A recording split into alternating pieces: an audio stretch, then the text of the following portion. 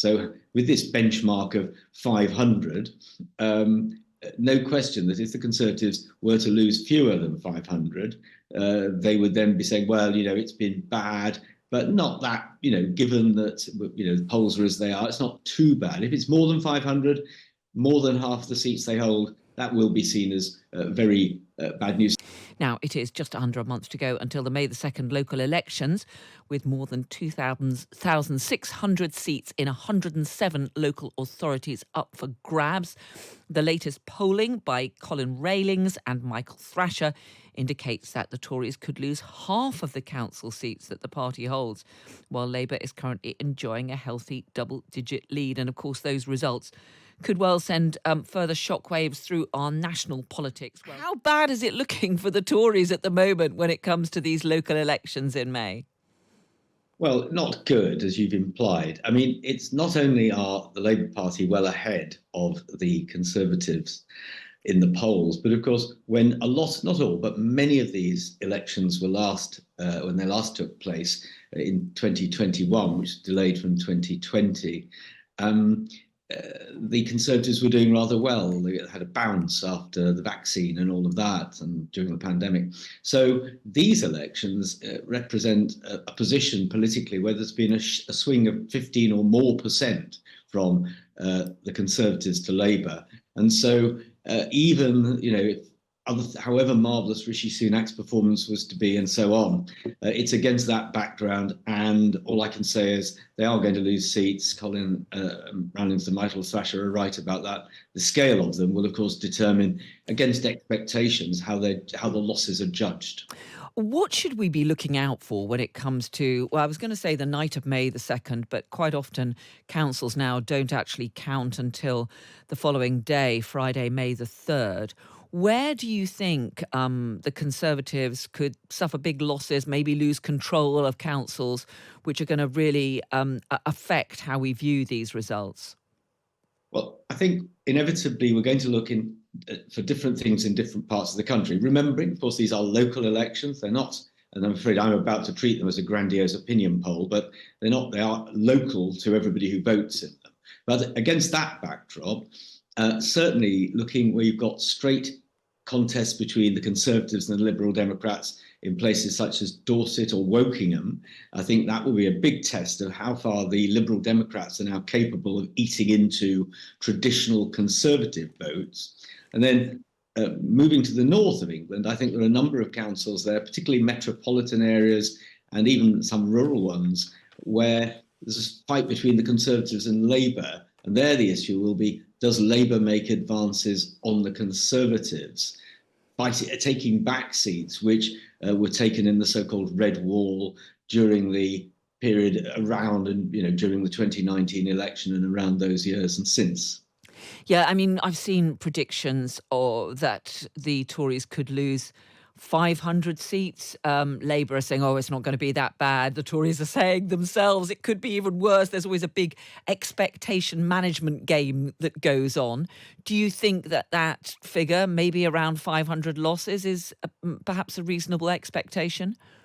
Well, it would be about half the seats the Conservatives now hold. Both of the seats that are up this time, about 1,000 are held by the Conservatives, about 1,000 by Labour, about 400, just under 400 by the Liberal Democrats, and around 100 or so by the Greens. So you're absolutely right. Expectations in these things are everything. So with this benchmark of 500, no question that if the Conservatives were to lose fewer than 500, they would then be saying, well, it's been bad, but not that, given that, the polls are as they are, it's not too bad. If it's more than 500, more than half the seats they hold, that will be seen as very bad news. So these benchmarks and all the positioning by the parties does matter. But there's other things to look for.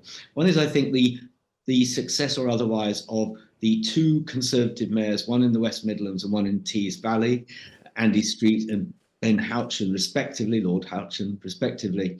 And I think if the Conservatives hold on to either of those, they will see that as a success against all these odds. If they were to lose both of them and the other mayors that are up, and they will lose many of the others, or they won't win them, then I think that would be seen as a pretty poor performance, particularly Andy Street in the West And I Midlands. want to talk a bit more about those mayoral elections. Let me just ask you one question, which Catherine, one of our listeners, has got in touch saying we're not having a local election, only for the PCC, the Police and Crime Commissioner. Do you know why some areas aren't in the locals? I'm in England. This is from Catherine. Now, of course, that's because we don't have all the councillors up for election each time around. Just briefly answer that point, and we'll come back to the mayors. Brilliant question, and I'll give you the best answer I can. We've ended up with the system in England. It's different in Scotland, Wales, and Northern Ireland, but in England, where some councils are up for election all out, that is, all the councillors vote once every 4 years.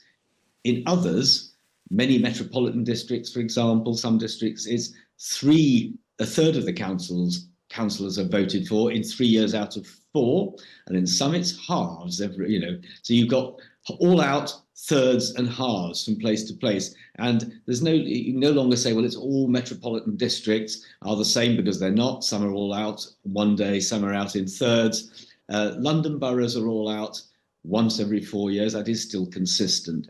So a very complicated picture, a certain chunk in certain councils. It's different in many places, yeah. That, I hope, answers your question, Catherine. Let's go back to those big mayoral contests, because they will be perhaps the most significant results on the night of May the 2nd or the next day. There's a big article in the Sunday Times today saying that Ben Houchen, Lord Houchen as he now is, in Tees Valley, is potentially going to be booted out. Well, he and Andy Street are both subject, other things being equal, to all the normal rules of politics. So there's been a huge shift of votes since they were last elected from the Conservatives, their party, to Labour. The only question is, can their personality, their individual profile, and it's fair to say that both Ben Houchen and Andy Street have very high personal profiles that are somewhat detached from their own parties. And I think they will both be trying, there's some evidence they are, both be trying to say, look, vote for me, not the Conservative Party. That is, vote for me on my record. So in Ben Houchen's case, in Tees Valley, bringing in resources from central government, attracting investment in the area, new industrial and port type activity in order to improve the economy there. Andy Street in Birmingham and West Midlands to say, look, we're beginning to expand the public transport system, build more housing, make the Birmingham, West Midlands conurbation a more successful place than it has been. I'm sure in Birmingham, the Conservatives will be pointing at Labour's record on the city council, of course, which has had its problems. So they'll be trying to detach themselves, I think, from the Conservative brand to try to hold on. But, they can't. They can only hold on with a personal vote up to a point. And I want to just squeeze in a question about London, because London is always traditionally seen as very much a Labour city. Most of the MPs are Labour, though obviously not all. There have been suggestions that it could be quite a tough fight for Sadiq Khan, not least because of the change in the voting system. Yes, there is a change in the voting system for all the mayors, actually. They're going from a so-called supplementary vote where people had 2 votes to just the first past the post system, so the person who gets the largest number of votes wins. Sadiq Khan is a long way ahead of his Conservative rival Susan Hall in all the polls that we've seen recently, but it's not going to be that big a gap on the day. It never is. There'll be a compressed vote. It'll be 5 or 10 percentage points ahead. And actually, it suits both Sadiq Khan and Susan Hall to suggest that in order to get their vote out. But it would be an extraordinary failure for Labour if Sadiq Khan didn't win, and a brilliant triumph for the Conservatives.